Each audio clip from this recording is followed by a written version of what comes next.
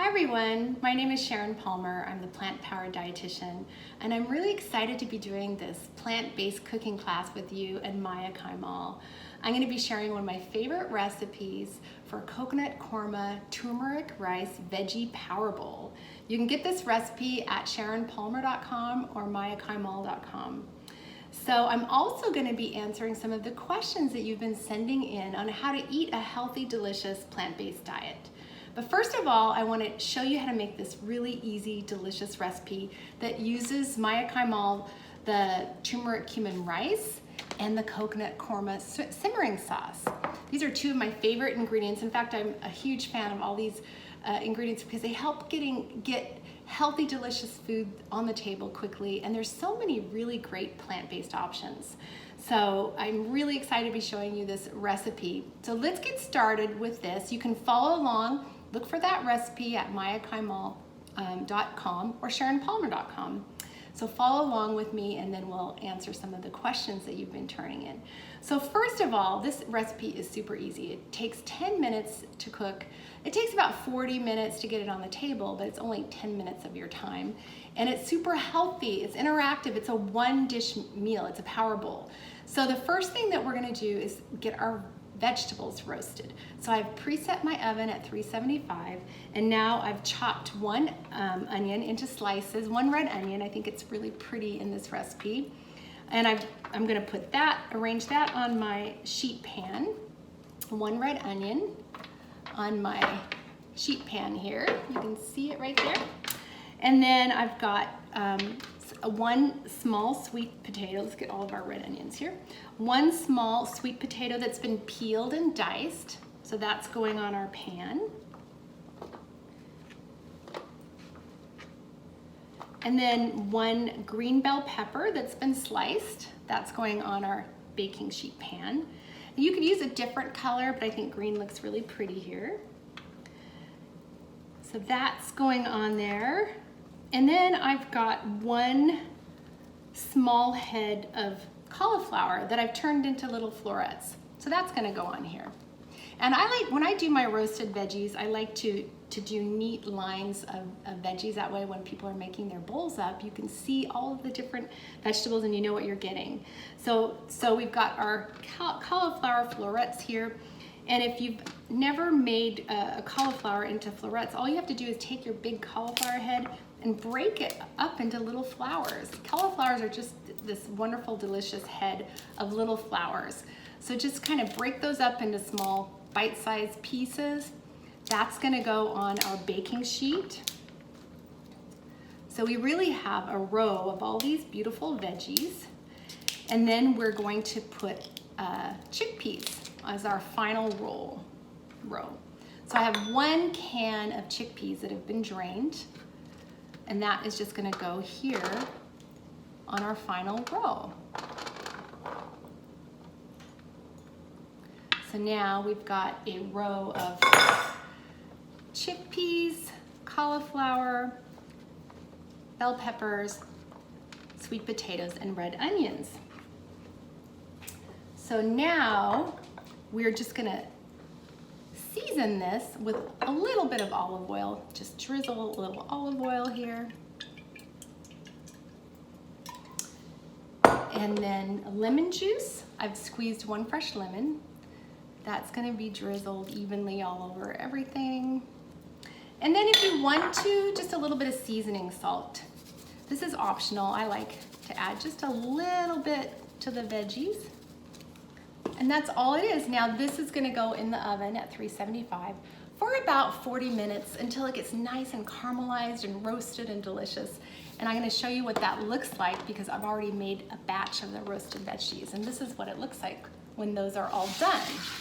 So after roasting, they just get nice and golden, and this is our veggies for our power bowl. So now let's get our power bowl going.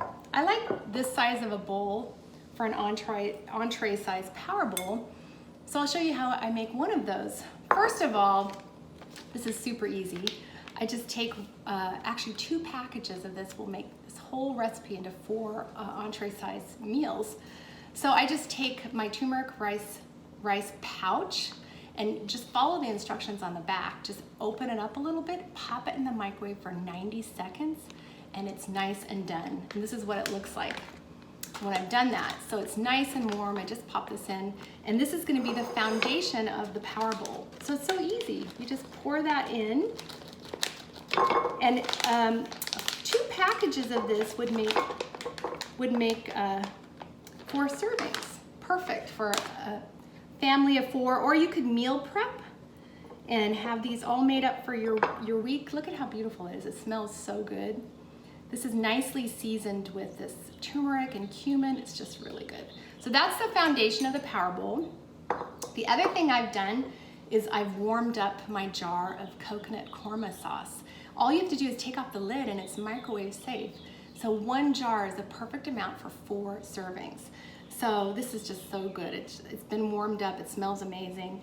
So what we're gonna do now is arrange our veggies on top of the power bowl. And this is what's fun, because everybody could make their power bowl a little bit differently. You could literally let people build their own. So I am going to start with the cauliflower and arrange some pretty little cauliflower here, some of these beautiful golden ones. And then I'm gonna take some chickpeas and create a little pile of chickpeas here. I've got these really gorgeous red onions that are nice and caramelized here. Look at that.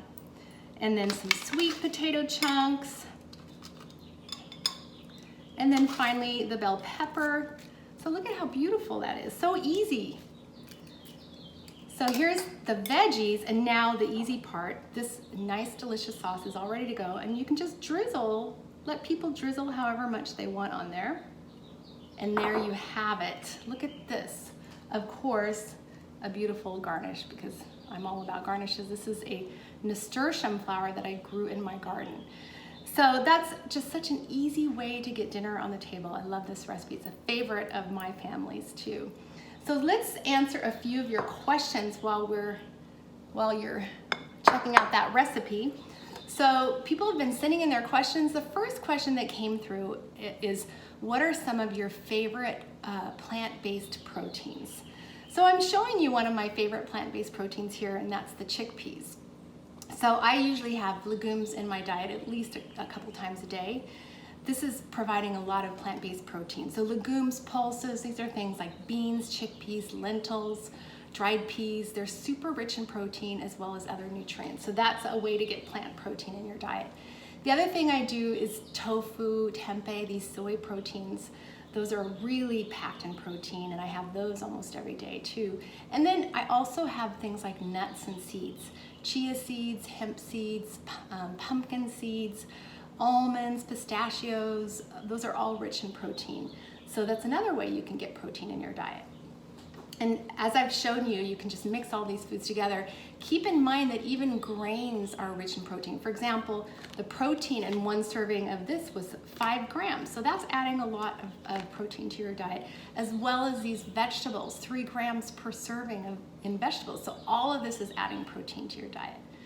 So the next question that came in is, which of Maya Kaimal's products are vegan or plant-based?